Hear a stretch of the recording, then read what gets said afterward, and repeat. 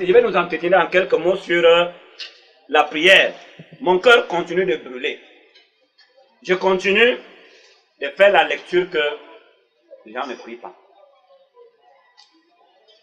J'insiste là-dessus depuis toujours. Le Seigneur nous a donné des armes pour nous permettre de surmonter le mauvais jour. Et l'une de ces armes, c'est la prière. J'ai souvent parlé de la parole de Dieu, les armes. Mais ce matin, je voudrais encore revenir sur la prière. Et j'ai choisi de nous parler de la prière à la feuille.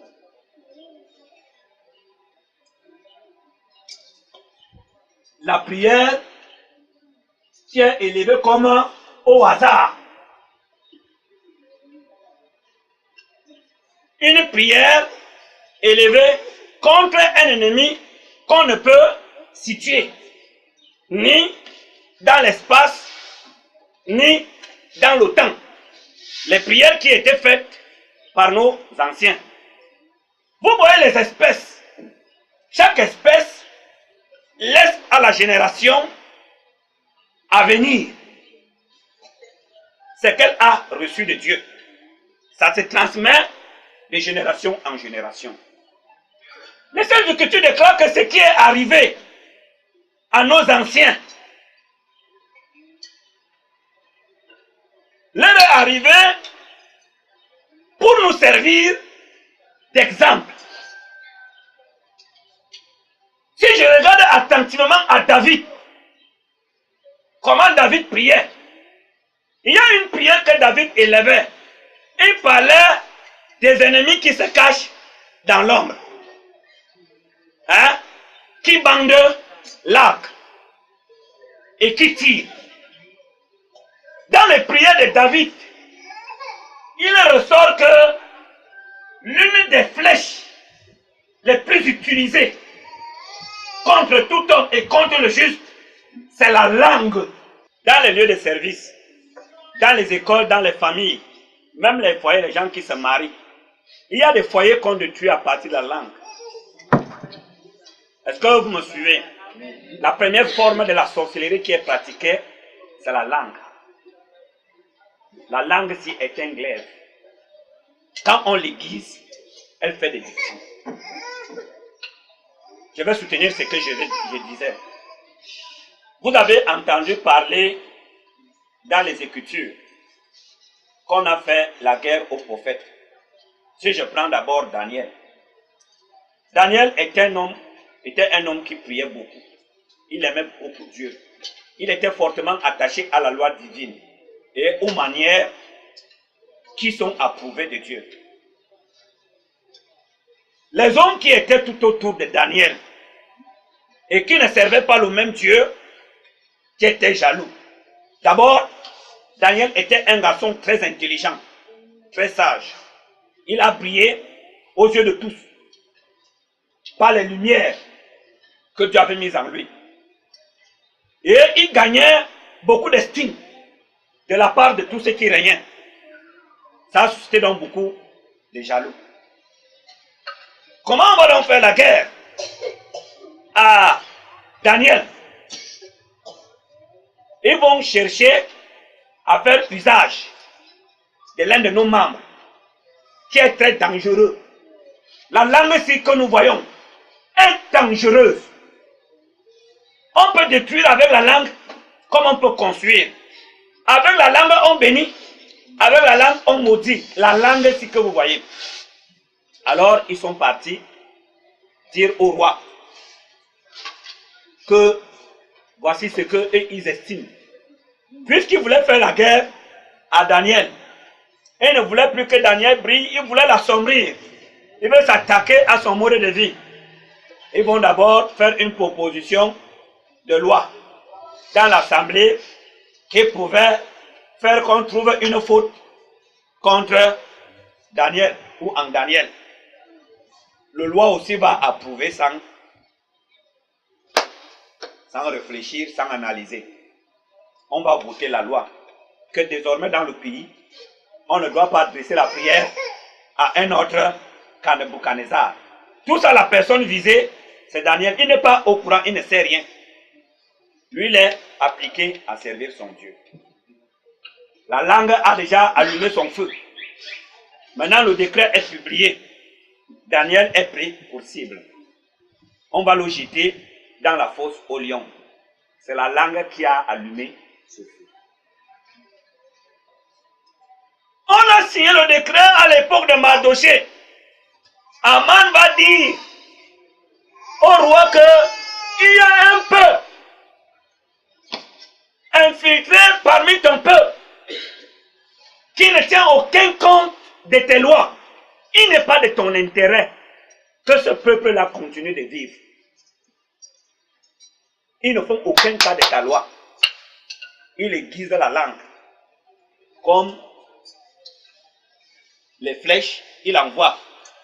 Et la parole a touché le cœur du roi. Il n'est pas resté indifférent à ce qu'il a entendu, comme celui de Daniel. Ils ne sont pas restés indifférents. Cette parole qu'il a entendue est entrée et a accompli son œuvre.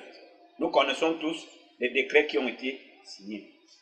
Dans les sociétés, pour ceux qui travaillent, ce que les gens font avec la langue, en dehors de l'autre forme de sorcellerie qu'on pratique, on va voir les magiciens, on va voir ceci. D'abord dans les entreprises, la première sorcellerie qu'on pratique, c'est la langue. Ton camarade va détruire ton image devant ton chef, la langue. Il entend, tu as dit quelque chose, il te voit faire. Pour plaire à un supérieur, il vient avec ton nom, il te rabaisse. Je ne peux pas compter à Alpicam les combats que j'ai connus.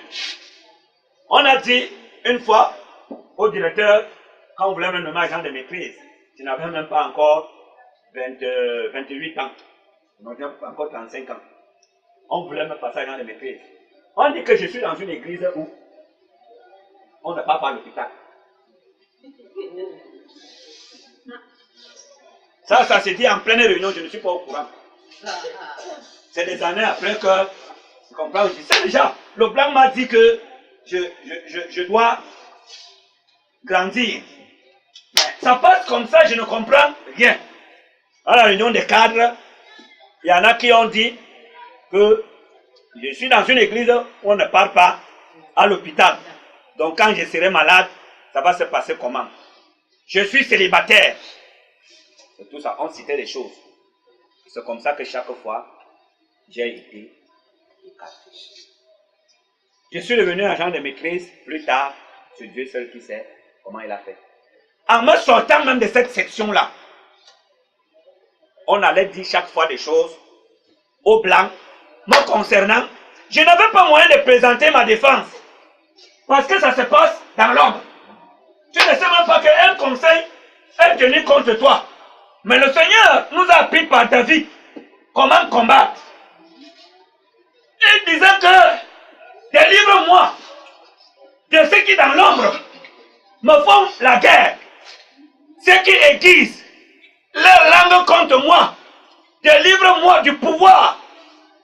Je parle des prières qui sont faites à l'aveugle. Il est possible que dans notre vie, des combats ou contre notre vie, que des combats soient déclenchés, ou même des combats qui avaient été déclenchés avant.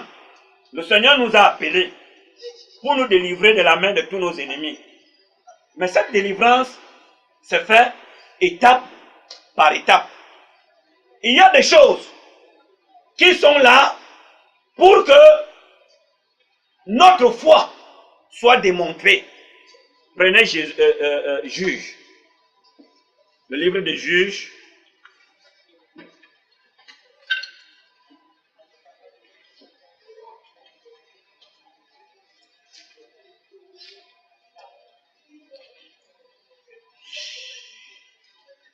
Chapitre 2.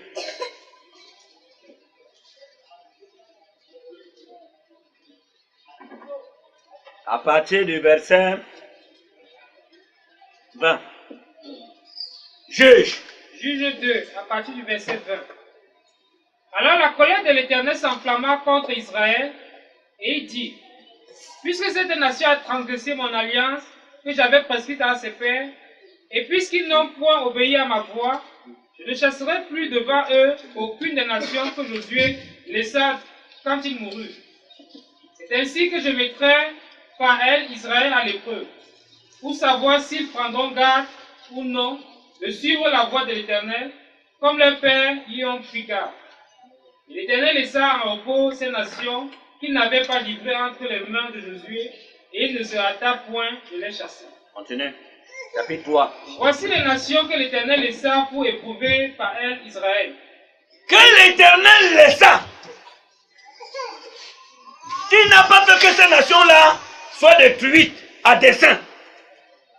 Pour mettre à l'épreuve par elles Israël. Continue.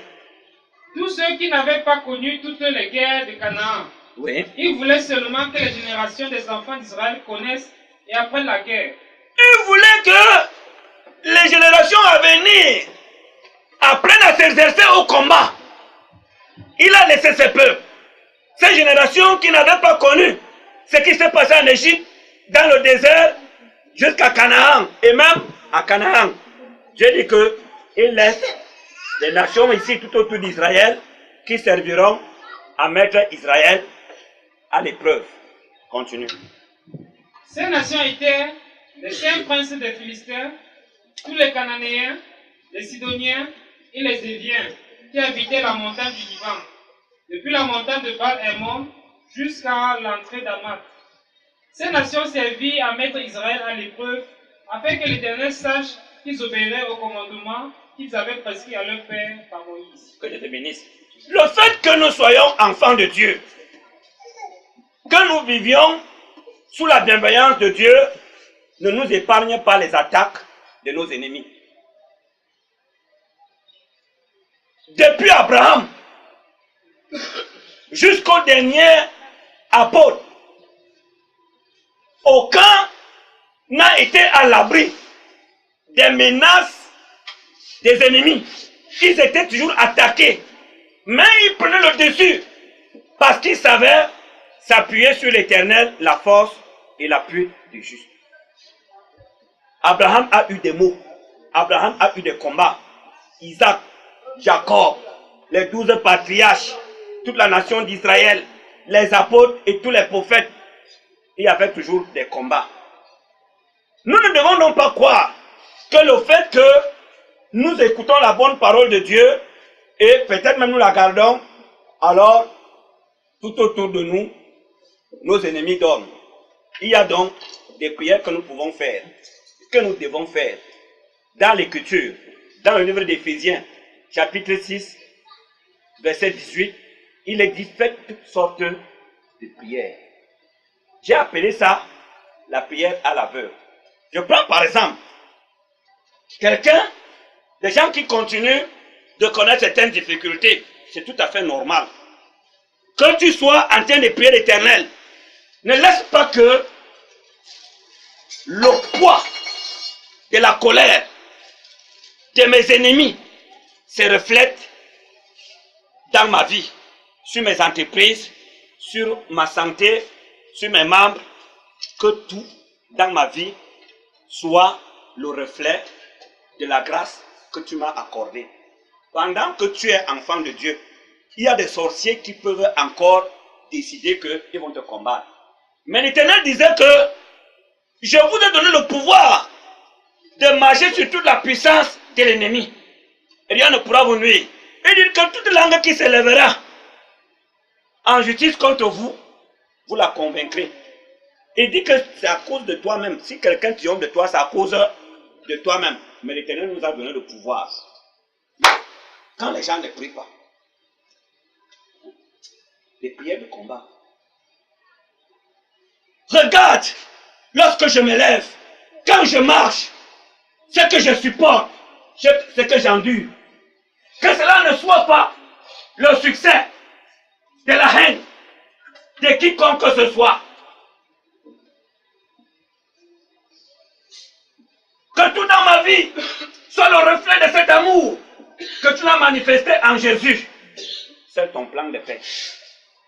Que ceux-là qui continuent de former les desseins pleins d'iniquité, les desseins de malheur. Toi qui vois toutes choses, je suis un aveugle. Je ne vois rien. Je n'entends rien. J'ai appelé ça, j'ai dit que c'est comme une prière faite au hasard. La cible n'est pas visible, elle n'est pas identifiée. Tu ne peux pas la situer. Hein? Ni dans l'espace, tu ne peux pas dire que non, c'est elle. Tu ne soupçonnes personne. Mais tu t'adresses à David disait que, prenez par exemple le psaume 64. Prenez le psaume 64. Si je voulais lire rien que les psaumes, on va dormir ici. Vous pouvez prendre à partir du verset 1. Psaume 64 à partir du verset 1. Dieu, écoute ma voix quand je gémis. Protège ma vie contre l'ennemi que je crains. Garantis-moi des complots des méchants, de la troupe bruyante des hommes iniques. Ils aiguisent leur langue comme un glaive. Ils lancent comme des traits leurs paroles amères pour tirer en cachette sur l'innocent. Voilà. Pour tirer en cachette à ton insu. C'est quelque chose qui se fait, tu ne peux pas soupçonner.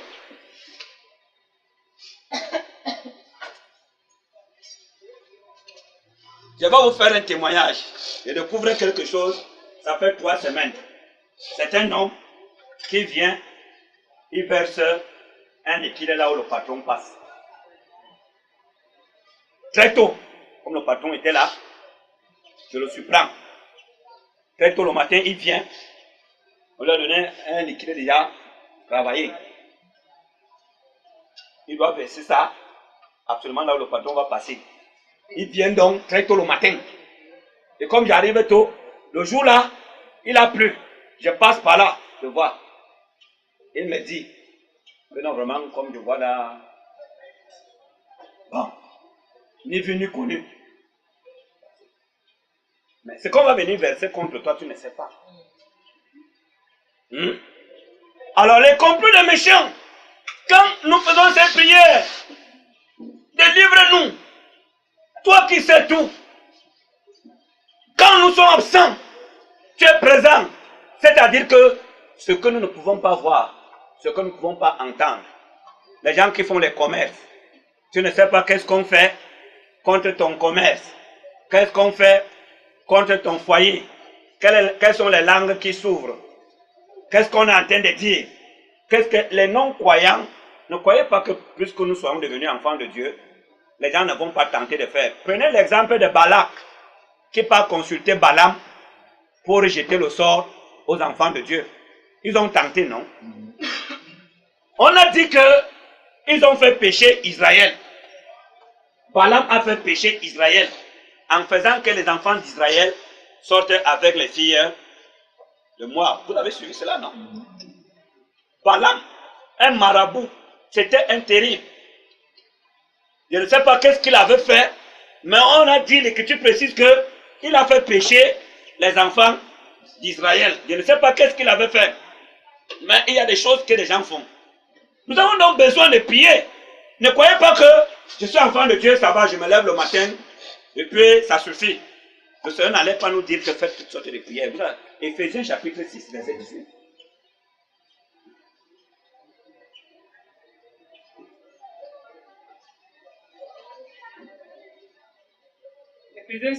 C'est même un signe que tu connais Dieu, tu lui fais confiance. David avait Dieu disait que ce l'homme sera mon cœur. Il faut écouter quand David ouvrait sa bouche pour déverser ses larmes. Oui. Faites en tout temps par l'esprit toutes sortes de prières et de supplications. Veillez à cela avec une entière persévérance et priez pour tous les saints. Voilà. Vous ne connaissez pas le monde qui nous entoure. Je suis un jeune. Je suis à la recherche d'emploi. Je prie l'Éternel que la difficulté que je rencontre ne soit pas le succès d'une main ennemie. Mais que ce soit sa volonté. Ne me laisse pas tomber sous le coup. S'il y a des décrets que les gens ont signés, s'il y a une personne qui est en train d'agir dans l'homme contre toi, contre ta famille, contre tes enfants, contre toi-même, contre le travail, contre tes entrailles. Prie l'Éternel. Appelle-le au secours. Il dit que quand le malheureux crie, l'Éternel entend. Quand le juste crie, le cri là c'est quoi? C'est la prière. C'est la prière.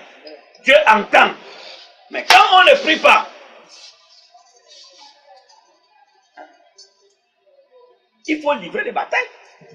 Moi je vous dis ce que je fais. Ce n'est pas seulement aujourd'hui. Je suis un guerrier. Moi je suis un guerrier.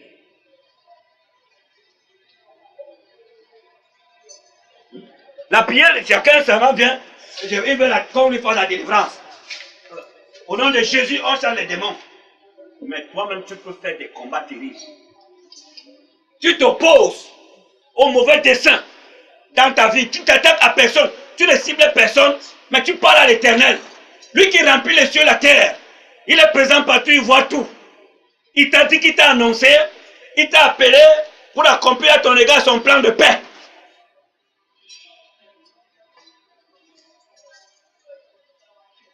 Et tu tiens absolument à ce que tout dans ta vie soit le reflet de ce plan de paix que l'Éternel a pour toi. Qu'aucune main ne peut le dessus, comme toi-même tu as dit. Ceux qui dorment en jurant contre ton nom, ceux qui dorment et qui jurent d'être écrasés, lui qui entend tout, même les battements des cœurs, qu'il te sauve de toutes ces menaces. Dirige les prières, envoie-les. Prie l'Éternel.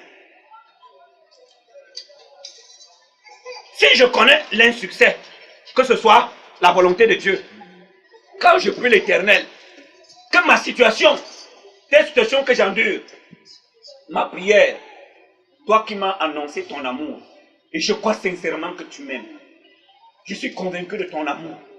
Père, je ne doute pas un seul instant, mais mes larmes qui coulent, ce que je veux, que tout ce que j'endure, que mes joies, que mes larmes soient le parfum de ton amour. Que ce ne soit pas le plan d'un autre, que ce ne soit pas la joie d'un autre, mais que ce soit ce que toi tu m'as envoyé, ce que dans ton amour pour moi tu m'as réservé. Alléluia. Je fais cette prière. Faites toutes sortes de prières. Trop de sommeil. Trop de sommeil. Nous ne sommes pas ici pour sommeiller.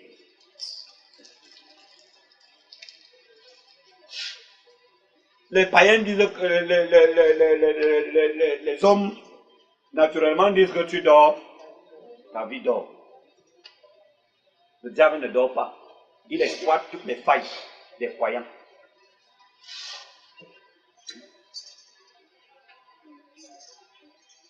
Le jour prie, la nuit prie. On est venu enlever la femme d'Abraham. Quand on a enlevé la femme d'Abraham, combien de fois? Il n'était pas juste. Jacob, son salaire a diminué combien de fois? Il n'était pas juste. On est parti accuser faussement Daniel. Et les décisions ont été prises contre lui. Mais il a échappé grâce à la force de l'Éternel. Et toutes ces choses que nous voyons sont là pour nous instruire, pour ouvrir nos yeux. L'Écriture déclare, les saintes Écritures déclarent ceci. Toute Écriture est inspirée de Dieu et utile pour enseigner, pour convaincre, pour redresser.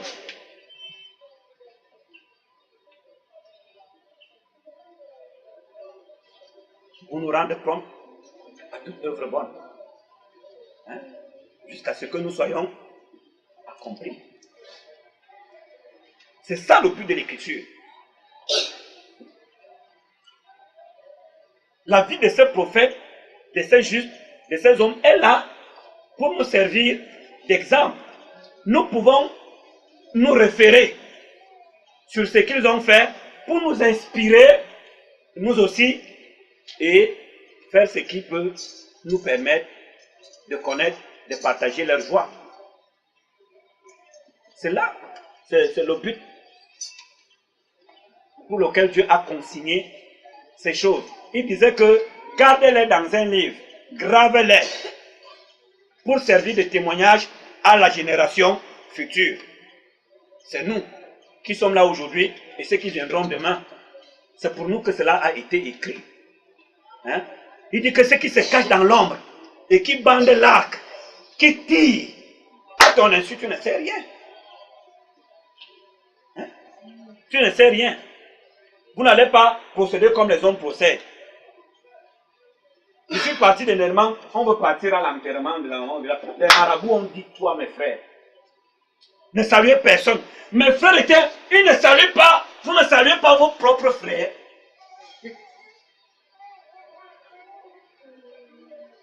Ils ne saluaient personne, sauf leurs amis. Mes grandes soeurs, mes frères là, mes petits frères, ne les saluaient pas. Les marabouts ont dit, ne tentez pas. Et ne tuez pas une chèvre là-bas. Je leur ai dit que plus que vous croyez à ce que les marabouts vous disent plus que moi, faites comme ils vous l'ont dit. Le dernier jour, quand ils s'apprêtaient, j'ai donné à boire là à la famille un pot, la famille se partage. On dit que non, maintenant que tu nous dis, mais tu nous dis que nous vous disons merci. J'ai parlé au nom de tous les enfants du Père. On dit que nous c'est pour qui? Nous voulons voir tout le monde. J'ai appelé mes petits frères là, ils sont venus. Les gars venaient en tremblant. Ils ont salué.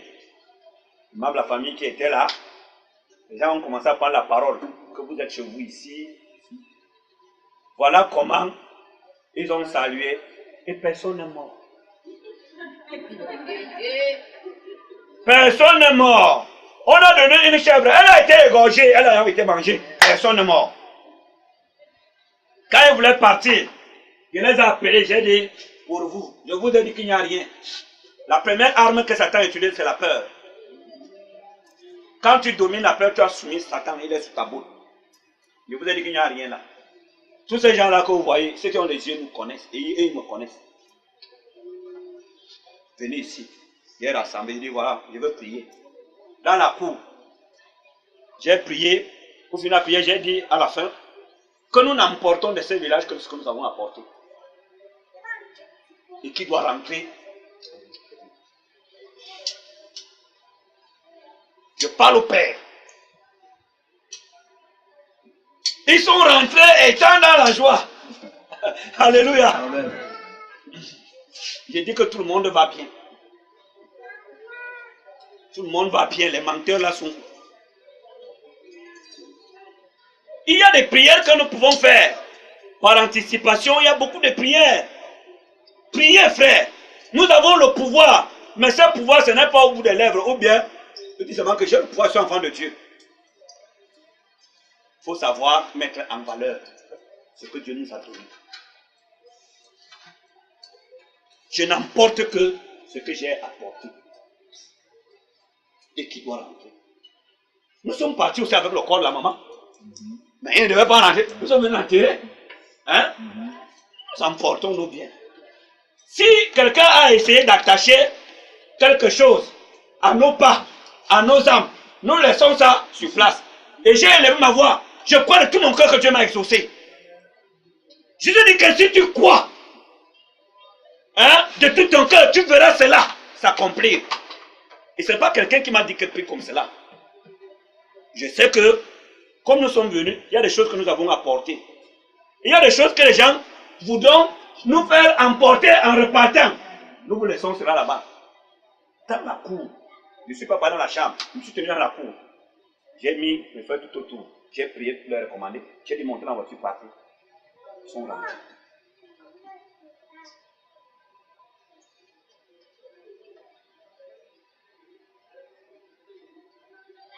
Nous avons un grand pouvoir. Le Seigneur dit que nous n'avons pas arrêté contre la chair et le sang, mais contre les dominations des ténèbres ici-bas. Nous simplifions les dominations. Notre fort attachement à ce que Dieu a dit, la mise en valeur des armes qu'il nous a données, ça nous élève. On peut aller partout.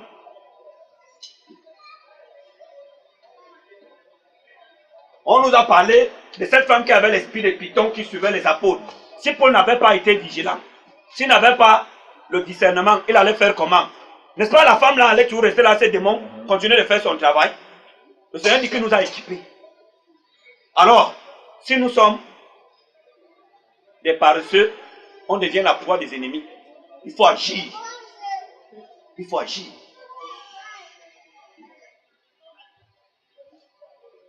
Il y a des gens qui continuent de faire des tentatives. Qui vous a dit que parce que tu es devenu enfant de Dieu, sortir, il ne va pas te tenter. Il va te tenter. Mais il doit trouver que tu es solide. Un dormeur. Tu ne pries même jamais. Le démon m'a dit que je connais Jésus, je sais qui est Paul. J'ai aimé ce passage où l'apôtre Paul dit qu'il rend grâce à Dieu pour Épaphras, qu'il prend de la peine dans la prière.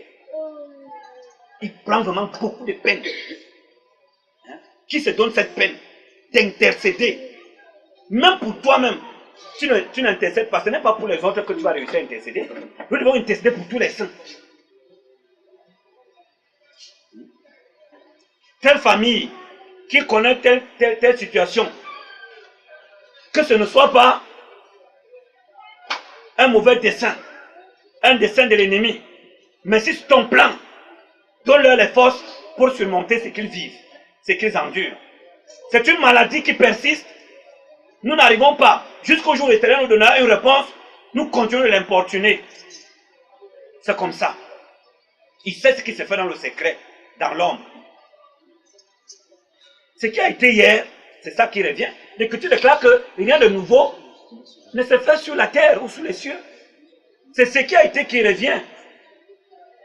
Alors si ce qui a été revient, nous pouvons regarder à ceux qui ont vécu cela, surtout ceux qui ont gardé l'équilibre en vivant la chose en question. On regarde à ce qu'ils ont fait, on les imite et on échappe. Dès que tu déclares que nos pères se confiaient en toi et ils échappaient. Ce n'est pas leur force qui les délivrait, c'est toi. Ils se confiaient à toi et tu les délivrais. David disait que délivre-moi de la gueule du lion. Délivre-moi de ceux qui sont plus forts que moi. Délivre-moi de la bande. De ceux qui complotent. Le complot, il ne sait même pas. Mais lui, il envoie la prière comme ça. On n'est pas venu lui dire qu'il y a un complot là-bas. Mais il sait que c'est comme ça. Il est impossible que cela ne se fasse sur la terre. Tant que la terre subsistera, il y aura ces choses sur la terre. Dieu nous a instruits ainsi. Et nous agissons. Nous n'avons pas besoin qu'une prophétie, qu'une sœur célèbre dit que c'est Sabine, comme tu vas aller à la dot samedi, priez beaucoup. Les gens sont jaloux. Les gens sont jaloux, les enfants de votre maman. C'est là où tu commences à dire que tu jeûnes, tu pries. Ce sont des conneries.